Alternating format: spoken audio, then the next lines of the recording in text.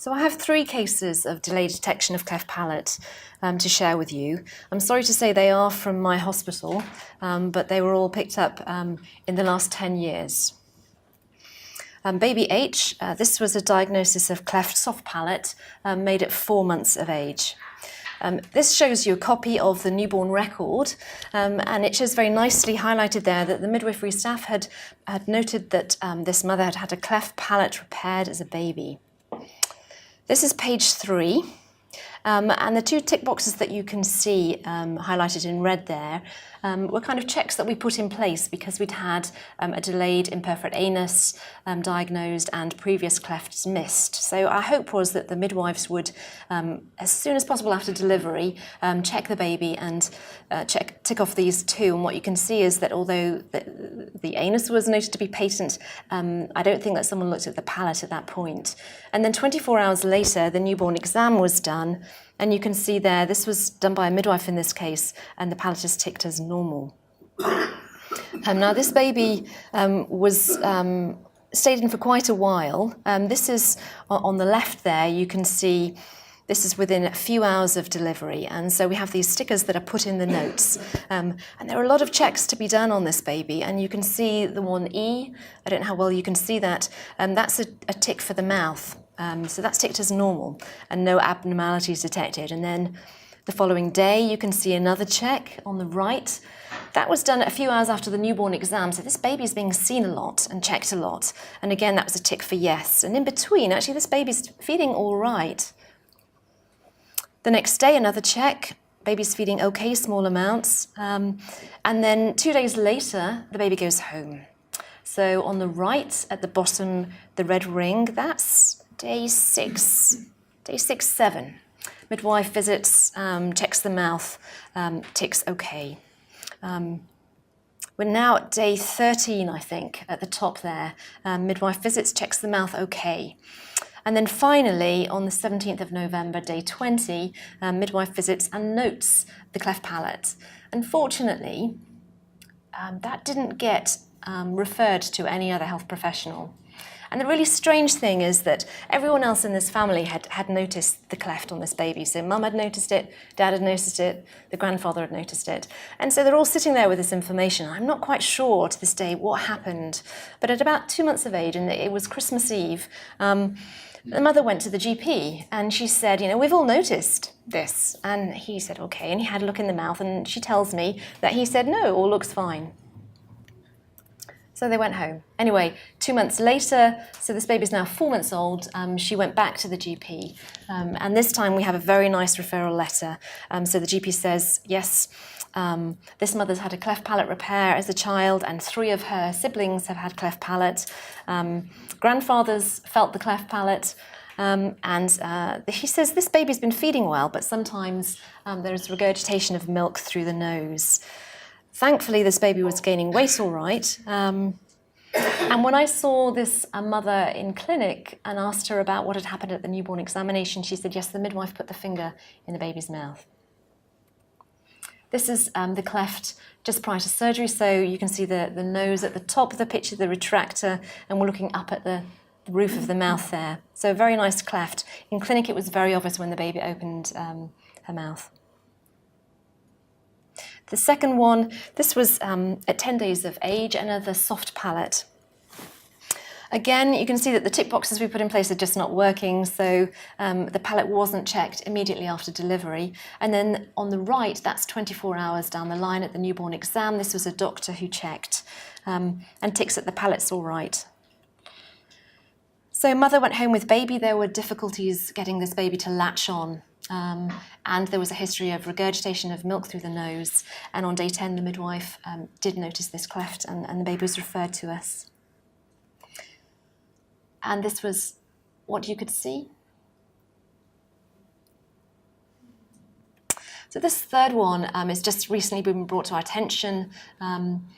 A delayed diagnosis of cleft soft and hard palate. This child is 4 years old when it was picked up, and it's been brought to our attention through our legal team in the hospital. when we look back through the notes, this baby was 31 weeks, so came to the unit, didn't have any respiratory problems, so there was no excuse that this baby was ventilated or have CPAP or high flow oxygen, and seemed to be very well. And we have in the notes a tick for normal palate on admission and discharge. And then came back to 2 clinics, consultant follow-up clinics. Baby is thriving. There was a history of reflux. This baby was on a bit of Gaviscon, but really nothing at all in any of those clinic consultations. And then the family moved away to another part of the country. And from the letter we've had from the cleft surgeon, apparently at about 3 years of age, this child had very poor speech and was referred to a speech and language therapist. And then a year later, this therapist asked the GP to refer the child for a hearing test because she thought the speech was so poor. So the GP indeed saw the baby and had a look, so good on that GP, and identified the cleft. And the mother at that point volunteered her observation that her baby had these 2 uvulas, and that was the word that we were told she used. There is a history of nasal regurgitation of milk, but the mother said, well, no one has looked at my baby's palate until this point. So there are many pitfalls here. I mean, I think there were many missed opportunities in all of these cases really to inspect the palate before and after discharge. Check boxes, they really don't work, do they? Unless we have a context and there's enough education and awareness around them. I do know that in 2 of these cases the palate was not visually examined because that's what the mothers have told me. And sadly, health professionals are not always alerted by a very strong family history. Unfortunately, having the cleft right there in front of you and a mother telling you she's seen it also wasn't a big enough alert. And the symptoms of nasal regurgitation weren't picked up on either. So I think these just show that there's a lot of education that we still need to do.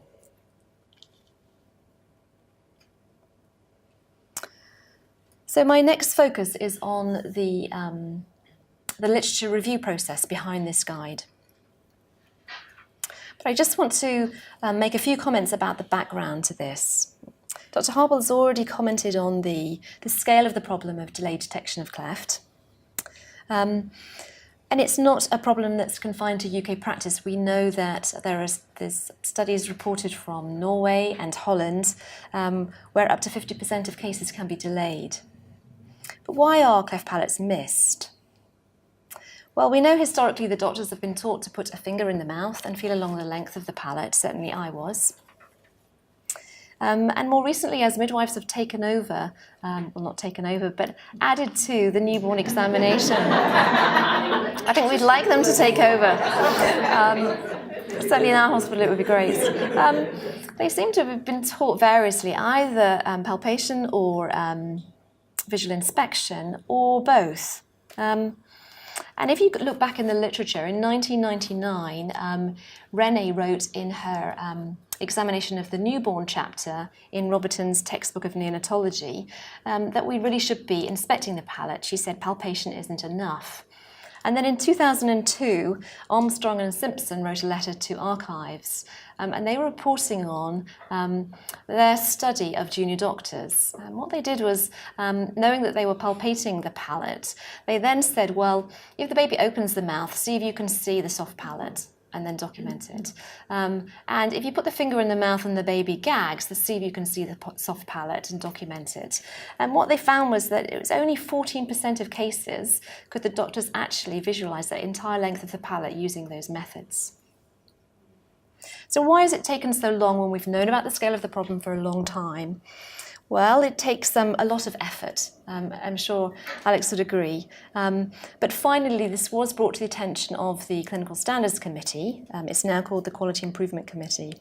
And that's where I first heard about Dr. Harble and his determination to get this sorted. I don't think it was quite put like that, but that was the gist of it. It was like that. And so the committee agreed that it was time to do a piece of work with the remit of increasing the timely detection of cleft palate in babies. I need to make a plug for this document of the college. It sets out the standards required for developing guidelines, and it's just been revised. It is NICE accredited, so it means that we do have to follow fairly rigorous and high standards when developing guidelines. And so the working group was kept to this.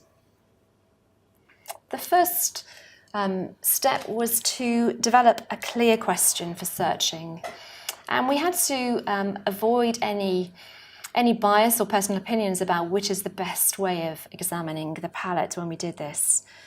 And so this was the question we chose: what is the most reliable method of examining the palate during the newborn examination in order to detect a cleft? We added 2 questions. The first is visual inspection compared to palpation a more reliable method of detecting a cleft? And does visual inspection compared to palpation reduce the incidence of delayed diagnosis? So with these questions, we could then define the search terms and also assign inclusion and exclusion criteria. So, for example, although we're interested in clefts in the newborn, because these will be picked up down the line, we included infant in the population. And we decided that the study designs that we would include would be case series, any studies that were peer-reviewed and looking at delay detection, and case series. The studies that we decided to exclude would be case reports, any of the grey literature, and conference proceedings. So we put the search terms into these databases. They're fairly standard. BNI is the British Nursing Index. And we also looked at reference lists from papers. So this is the Prisma diagram, and it shows the total records that were identified. There were a total of 468 initially. 30 of those were duplicates, and then 418 were excluded because they just weren't relevant. So we looked at 20 abstracts. I think they were quite pleased about that. We looked at 20 abstracts, and actually 19 of those were also excluded because they just weren't decent enough methodology. So we had 1 article to review. You'll be pleased to hear, Alex. So this is a large case series by Harble et al. And this reported all patients with cleft palate only who were referred to Great Ormond Street and the Plastic Surgery Centre at St Andrews over a 13-year period. So this very nicely shows the percentage of babies who were detected on day 1. That may be too small for you to see, but 70% of these were detected on day 1, so 28% delayed. And this was at a time when the newborn exam was considered to be done in that first 24-hour period. And in addition to this, a telephone survey was conducted of junior doctors at referring units. So they were asked, how have you been taught to examine the palate? And the majority, that's 14 out of 23 of those units, said they'd been taught palpation only. Unfortunately, this study, because of its retrospective nature, didn't provide information about how the clefts that were referred had actually been examined. So we don't know if the delays were because they'd been palpated rather than visually inspected. And so this was excluded. So at the end of the search, we had no studies. So how do you produce a guide in the absence of evidence?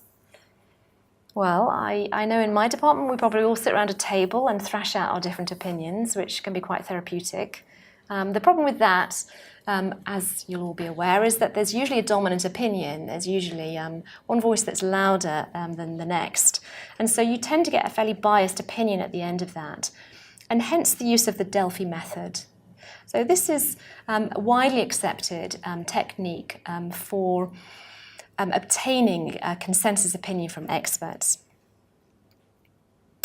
I don't know if you've visited this. I'm really hoping it is the ruins of the Temple of Apollo in Delphi, Greece, because I've got this from the web and it's not always reliable.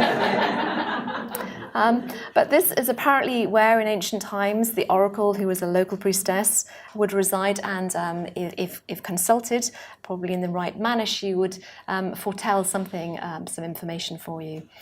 But the provenance of the Delphi method is less glamorous. It was first used in the 1950s by researchers at the United States Air Force in order to try and estimate bombing requirements. And it's a technique that uses a repeated series of questionnaires that are sent out to individual experts. And there are certain rules that you have to follow.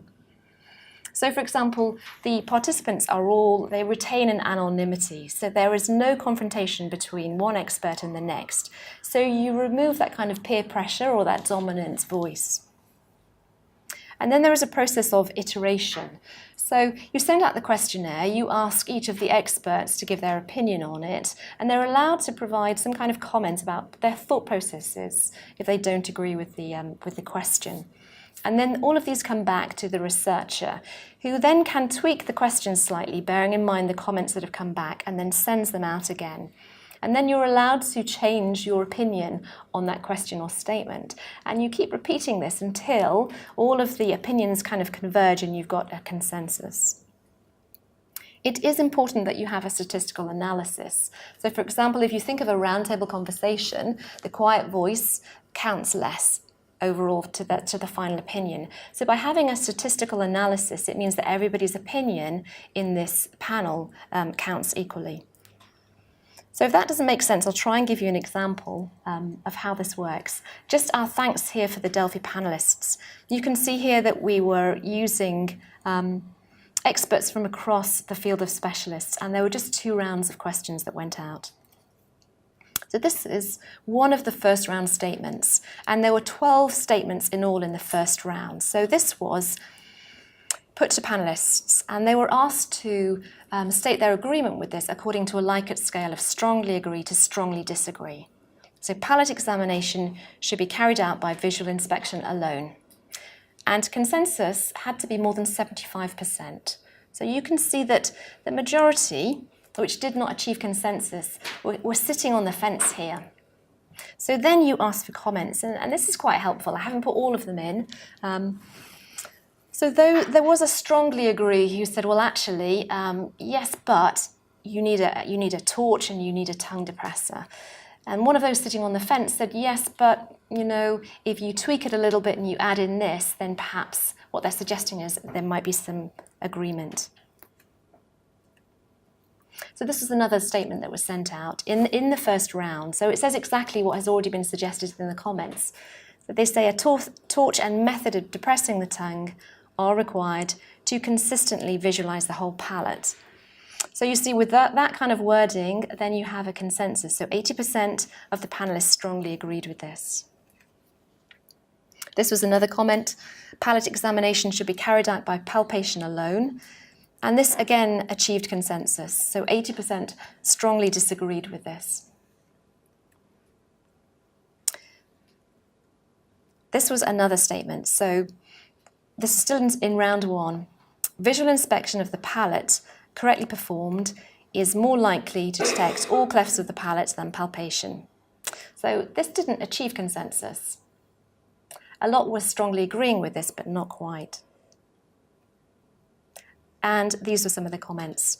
And interestingly, the neither agree nor disagree said to allow for a submucous cleft palate where it may not be possible to see the translucent layer of membrane, but may be possible to feel for a hard palate notch. So what happens is that the researcher receives back these comments and then has altered very slightly that first round statement, so that going back to the panelists in the second round, it's the same, but they've added in the excluding submucous clefts, and then what you see is that you now have a consensus for that opinion. So that's how you go from Delphi to recommendation. There was a lot of work here that others had to do. And what you can see here, and this is given in greater detail on the documents which are on the website, is that to get one of these recommendations, which is examination of the palate should be carried out by visual inspection, all of these Delphi statements were used. So if you just look down, there are 2 where there were consensus achieved. The first is that there was a strong disagreement with it being examined by palpation alone. That's the first one. And then right at the bottom is the visual inspection correctly performed is more likely to detect clefts of the palate, excluding submucous. And that was another consensus statement. And hence, you've got support for your recommendation. So these are the full 6 recommendations. I'm hoping they're familiar to everyone. And I just need to thank finally Lindsay Hunter and Sarah Haverin from the RCPCH team who did so much work to get completion of this guide. Thank you very much.